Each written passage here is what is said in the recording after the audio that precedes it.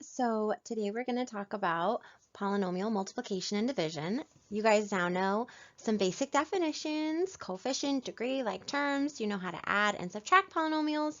So now we're going to go into polynomial multiplication and division, which I actually think is a little bit easier than adding and subtracting polynomials. So I hope you enjoy this lesson, and good luck. So when we do polynomial multiplication, there's basically three simple steps that we're going to follow.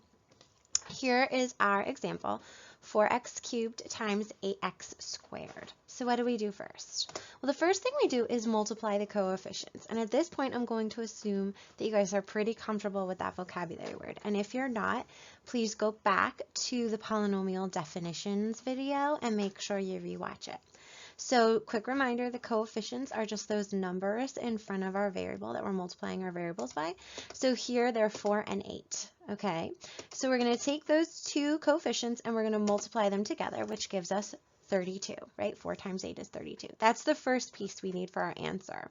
The second piece we're going to use is we're going to multiply the variables by adding the degrees, okay? So whenever you multiply two variables together, you add their degrees, and that is the solution. And I'll talk to you about that in a second.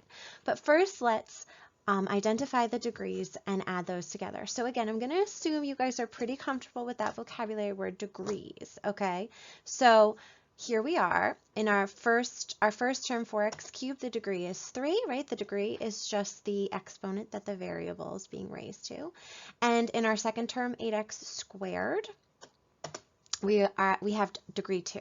So we're going to take those two degrees, 3 and 2, and we're going to add them together, which gives us our new degree of 5, okay? So we've actually done all of the math at this point. So now if you're curious as to why do we add the degrees, right? It says multiply the variables by adding the degrees. Let's just take a second and just stop and think about this, because I think it is important. So when we have 4x cubed, right? Let's think about that, 4x cubed. That's just 4 times x cubed. Well, what does x cubed mean? An exponent, you guys, this degree right here, an exponent, all that means is how many copies of x do I want? So in this case, I'm taking 3 copies of x and multiplying them together, right? X times x times x. That's x cubed, okay? That's 3 copies of x.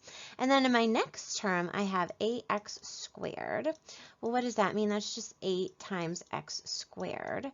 And if we zoom in on that x squared term again, right, the degree is 2, that exponent is telling me that I need 2 copies of x. So x times x, that's x squared.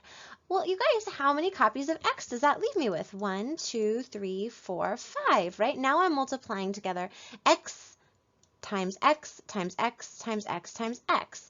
That gives me x to the 5th. Okay, so we add those degrees because we're just taking those copies of x and multiplying them together. And how many copies does that leave us with? Well, in this case, it leaves us with 5, which is why we wind up with this 5 here. So you're really just adding them together because that's how many copies of x you're multiplying together. 1, 2, 3, 4, 5. So that's why we add the degrees when we do this polynomial multiplication. And you'll find that when we do division, it's the opposite. We're going to subtract them. So that is just a quick and simple explanation as to why do we add the degrees when we're multiplying? Well, because we're taking copies of x, and how many copies do we have? We have 5 now, okay? So our new degree is now 5. Our coefficient is 32. Now, in some cases, we're going to be dealing with multiple variables. Like we might not just have x's we're multiplying together. We might have y's and z's and q's and p's, whatever.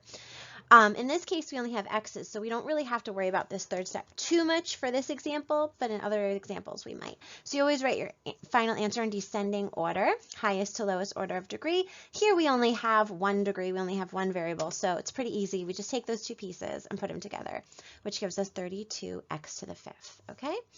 Here was our coefficient.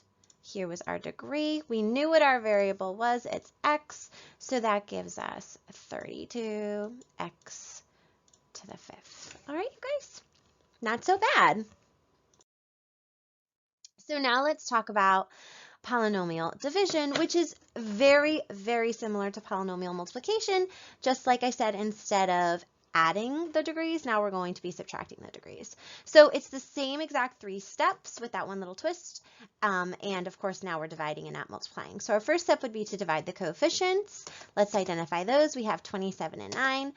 Okay, bring them down. 27 divided by 9 equals 3. So our new coefficient for our answer will be 3. Now we're going to divide the variables by subtracting the degrees. So the degree on our top term is 8. The degree on our bottom term is 4. So that gives us 8 minus 4. Our new degree will be 4. Okay. And why is that? Let's just really quickly talk about that for a second. So on top we have y to the 8th, right? And remember what I said, exponents just tell us how many copies. So that's 8 copies of x. Y times y times y times y times y times y times y times y 8 times, okay? On our bottom term, 9 y to the 4th, we of course have y to the 4th, which means we have 4 copies of x. 1, 2, 3, 4. Now when we divide those, you guys, well, 4 of those are going to go away, right? Cancels, cancels, cancels, cancels. Y divided by y is just 1. And how many copies are we left with? 4 copies, which is where our 4 is coming from. So that's why when we divide, you guys, we subtract, because those copies are going to cancel. Some of those copies are going to cancel out, and we have to see how many we're left with, right? So that's where our 4 is coming from. Just a quick little, aha moment for that. All right. So now we have our new coefficient of 3. We have our new degree for our variable, which is 4. We know what our variable is. It's y. We're going to write our final answer in descending order, highest to lowest order of degree. Again, we only have one variable in this example, so we don't really have to worry about that too much. If we had multiple variables, we'd order them by degree, but we only have one. So our final answer would be 3y to the 4th. Our 3 is, of course, coming from our coefficient. We knew what our variable was. It's y. And then our degree is coming from the subtraction that we did on that 4. Okay? Not too bad again, right? These are quick, especially once you start doing a lot of them. So on this last page, I've given you some examples to try on your own. Give them a try. If you have any questions, be sure to post in the question forum in our Blackboard course and let me know, and I can respond directly to you. And I know you guys will do great with these, all right? Make sure if you are struggling with it, you go back and rewatch the video and just take notes and try them as we go, okay? All right, thanks guys, bye.